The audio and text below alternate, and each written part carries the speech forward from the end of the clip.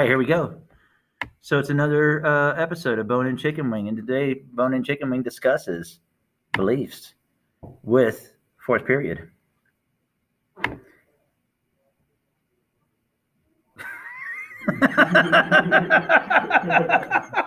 It's just it was perfect because it was silent for a moment, right?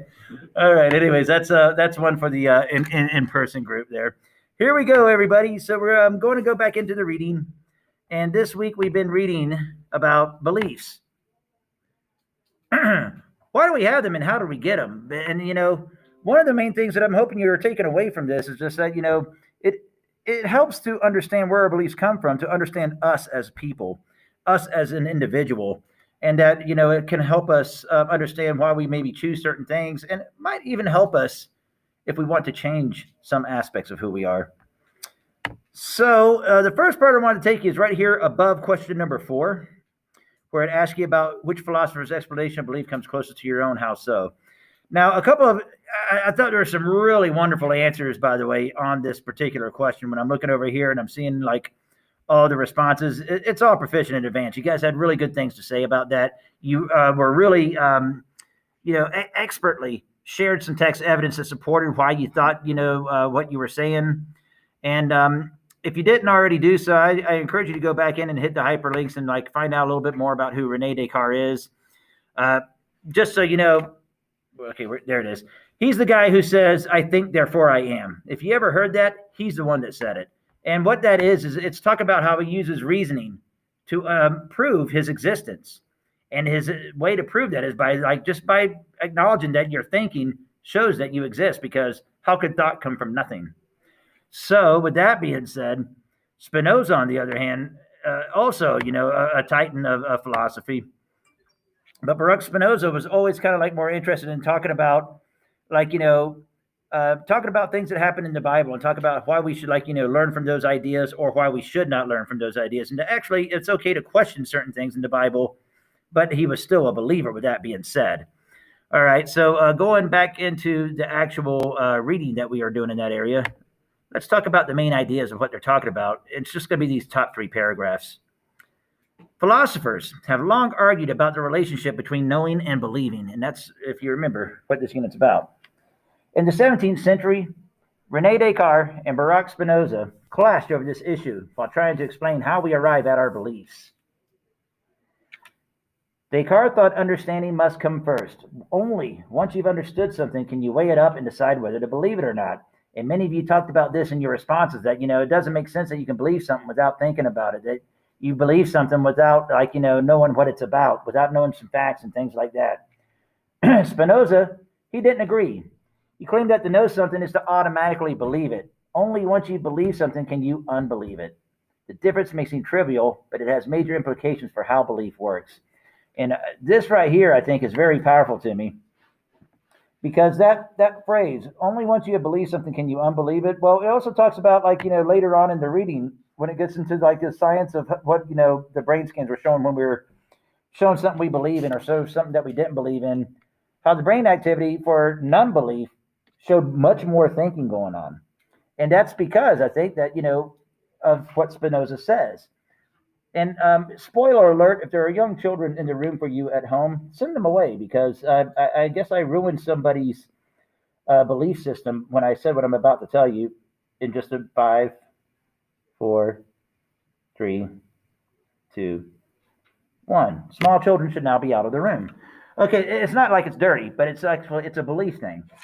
And when I look at Descartes and I look at Spinoza, I feel like what this is stages of our belief. And when we are growing older, how we switch from one sort of belief to another. When we're young, we're like what Spinoza says. Just to know it is to believe it, because we trust the sources that tell us things. And, there's no reason not to believe something when you're young. But as you get older, and that's why I like this class at this age, because really I feel like 13 and 14 is where it happens. You start to become more like Descartes. You have to understand something before you believe it. And part of it is we tell you about trustworthy sources in school, right? And then how to check your sources and make sure they're valid. But also you start to getting exposed to ideas that, question your original beliefs.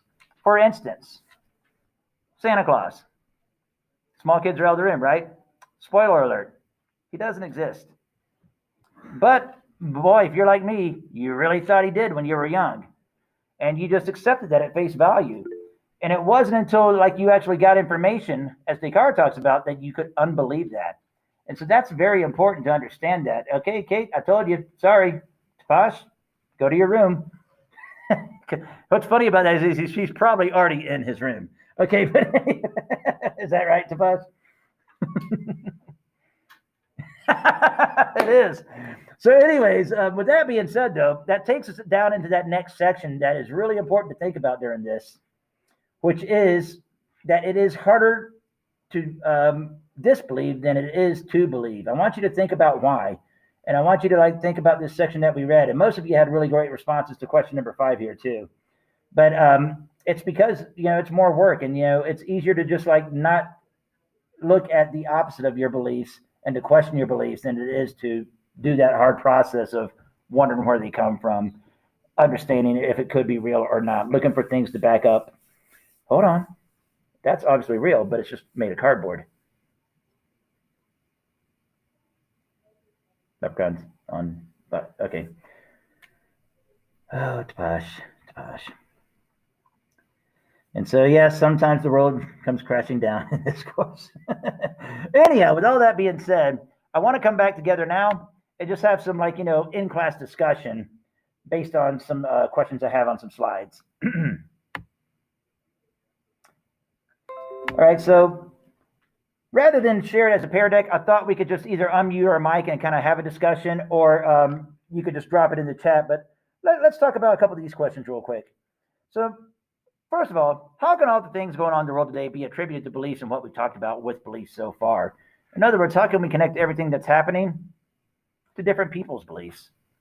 And one thing I think about often is this whole mask thing, right? And how some different people believe, like, you're infringing upon my rights.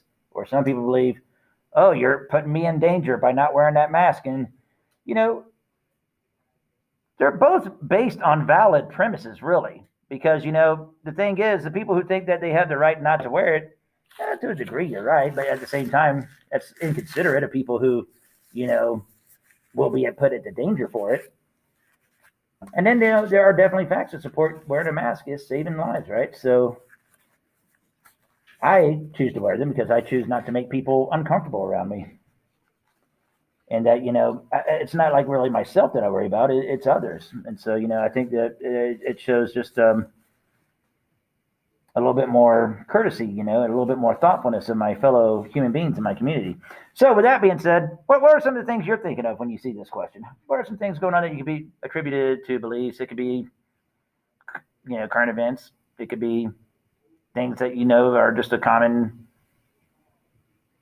cause of friction between people. You see it probably in your family sometimes when people have these discussions.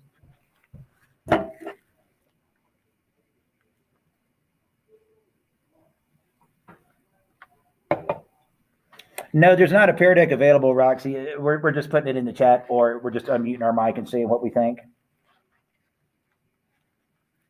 Politics is always something that does this, right?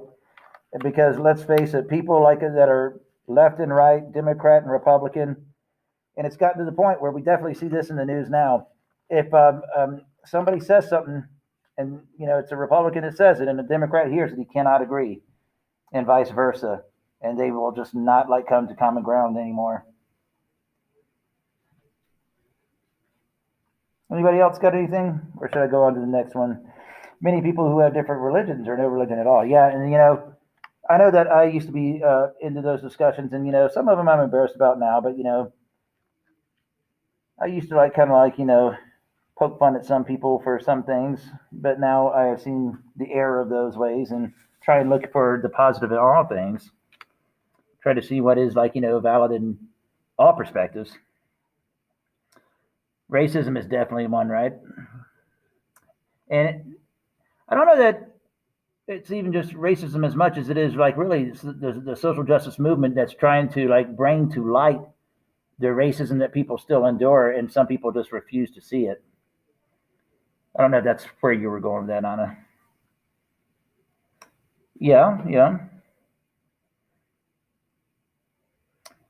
So with the school thing, Alondra, I wonder exactly where we're talking about. Are you talking about like the fact of in person versus like staying at home and things like that?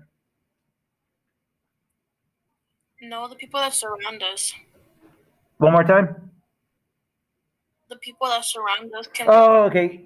us to believe different things. Okay, I got you. And so you're just exposed to all those different perspectives and different beliefs, and so that you have all those things that are kind of giving you pause for thought or giving you opportunity for discussion that you might or might not agree on. Now I get it. All right, good, good. Next question. Is it important to understand where our beliefs come from, do you think? And why or why not? And so again, feel free to just use chat, unmute. Either way is fine. So I think it's sort of important, but in some situations it could be negative because according to the text, we have to go through and look at neuroscience in order to understand like how our beliefs make us feel. So like through disbelief, parts of the brain that exhibit disgust and fear, I think it was disgust and pain, are what exhibit disbelief. So I think it could be sort of negative because I don't know if a lot of people are willing to go that deep into their like go that deep psychologically into their own minds. I like that a lot. I like that a lot, Xavier. Go ahead and add something if you're still going there. I just think it could like not ruin people, but it could definitely have a large effect on people's like psychological and mental health. Okay, just good. Because like they're being told something that they are and they can't do anything about it and they might not like that. And you know what I'm going to do is I'm going to actually go back into chat here and I'm looking at Kate's answer before when we were talking about different perspectives and how we see beliefs and affecting people in different ways. That what's going on right now. And she put down the LGBTQ plus on there, right? And I think that what you're describing, if someone's like wondering where those beliefs come from, that might be one of those areas where they might question to a depth that might just make them very uncomfortable. It might make them feel, harder on themselves than they should be, or it might cause others to feel that way about people that they know and love, and make just rash decisions. So I really appreciate that answer a lot. It's interesting to me how it can connect to something like that. Anybody else? And then we have Hillary saying yes, it's in case it's problematic in a way for us to grow and change perspectives. And so, like again, when we're talking about Spinoza and we're talking about Descartes, and how I feel like Descartes is like the teen and up, and like Spinoza like really talks about that initial, just almost gullibility that you're just accepting things at face value. Is that kind of where you were going with that, Hillary?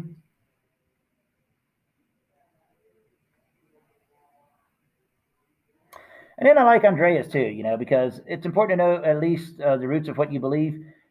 Here's the thing: it could be positive too, right? It could actually cause you to enforce your belief in something because you understand more of why you believe something as strongly you do, and so you're like maybe more confident to defend your beliefs in front of people when they question them. And so I think there's a positive as well. Which side of that were you on, Andrea?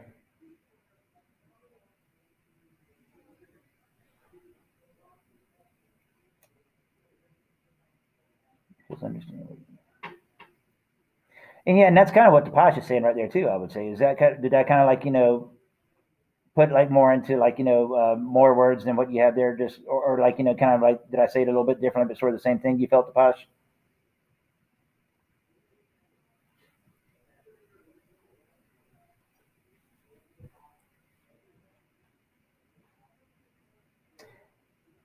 I like Bailey's.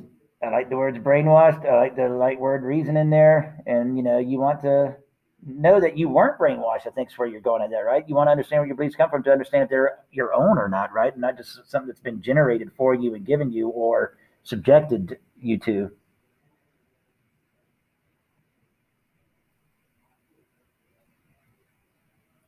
And then like what Roxy says too, I like, because I think this is what like sends people like, on lifelong pilgrimages, and like lifelong like just like, pursuits of like knowledge of like, who they are and what they want to be.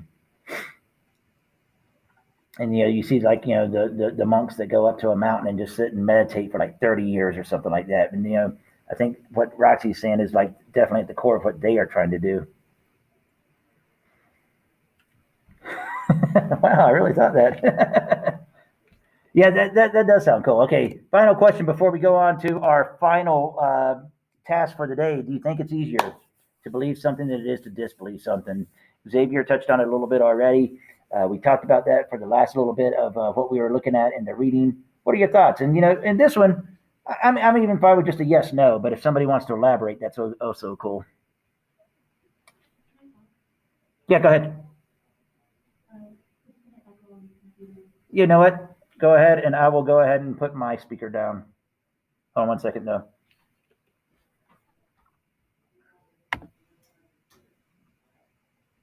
All right, go ahead. Okay, so Did you turn on your? yeah, Okay. it's harder to just believe something because, and somewhere in our minds, it's hard to believe that we're wrong about something, and so it's hard to prove ourselves wrong and try and change from it. Either if we do realize we did something wrong, we'll continue to do it even though we said we won't because it's just you've gotten so used to it. So if you believe in something and there's something that others already know that you're wrong about it and they're trying to prove you're wrong, you're going to stand up for yourself for as long as you can until there's no way for you to reject the feelings anymore. Yeah, and so you really have to pull yourself into question, right? And so, and it seems like here from what Andrea's saying, I think she very much agrees with you there because yeah, once that's the first step of disbelieving is that you have to. Now, here's the thing though, you don't necessarily have to disbelieve something that you already believed. It could just be like information you're coming across for the first time, right?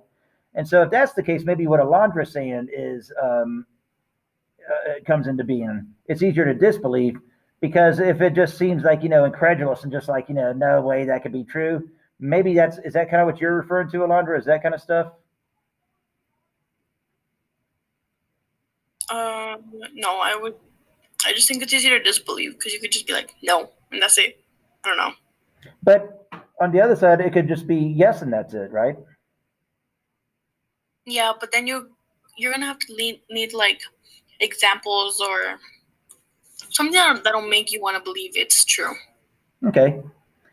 And I think that what you're saying, as far as like why it's harder to believe, is almost why some people think it's harder to disbelieve because I think they might say the same thing. Do you see that?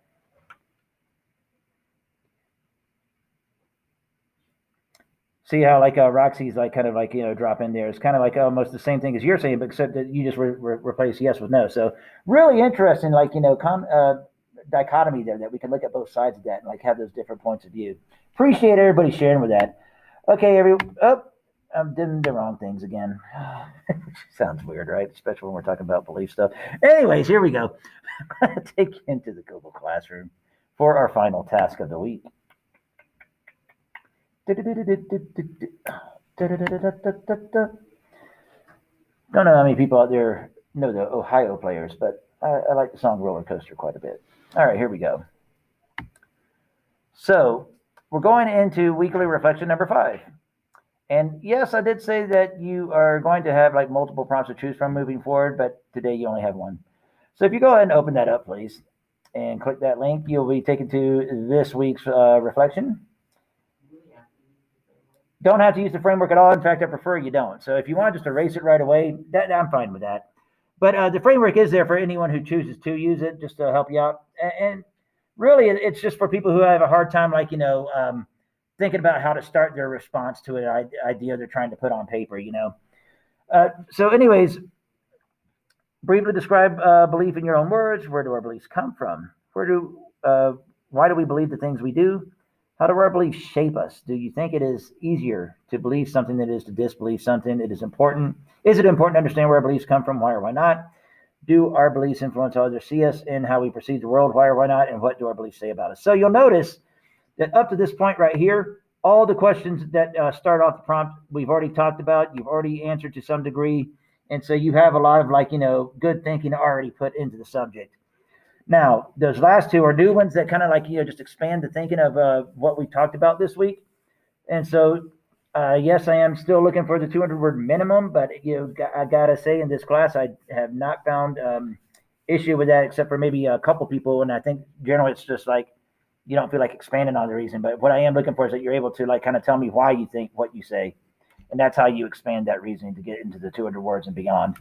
So, with that being said, as before, if you want to go ahead and highlight what your, what is there 11 coming out right there? Oh my God, I have no idea what's going on now. Anyways, if you want to highlight each strand of the prompt as you finish it, just to ensure you do, but this one's short enough that you probably don't need to do that. But that doesn't mean that I'm looking for a shorter reflection. If anything, this will probably be one of your longest ones, I'm thinking, because you guys have so many great things to say about what we have discussed. Are there any questions at the time being?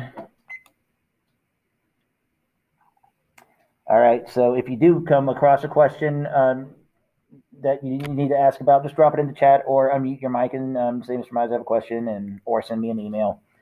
And just to remind you, since a lot of this is coming from the reading and the questions that we did in there, definitely having to actively learn open so you can refer to the text is definitely going to make that a stronger reflection, okay? I'll talk to you in 20.